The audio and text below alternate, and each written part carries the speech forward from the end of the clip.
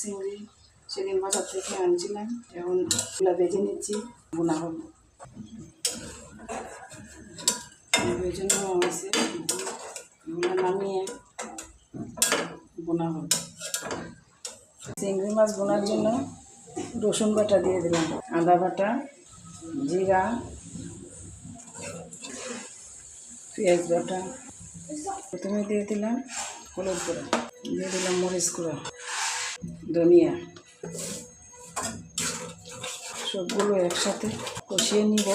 কষানো হলে তারপর চিংড়ি মাছ দিয়ে দেব ঝুলের।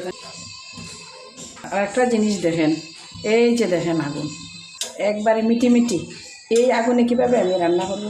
দুপুরে টাইম হয়ে গেছে, ভাত রান্না রয়েছে, সুন্দরভাবে কষানো হয়ে গেছে। এখন আমি চিংড়ি মাছগুলো দিয়ে দিব, ভেজে রাখা চিংড়ি মাছগুলো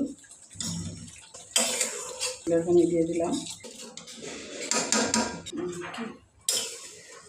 রান্না শেষ, চুলার আগুন বন্ধ করে দিব।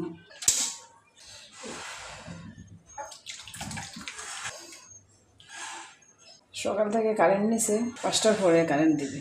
এই অবস্থা, 2 দিন পরে কারেন্ট থাকে না।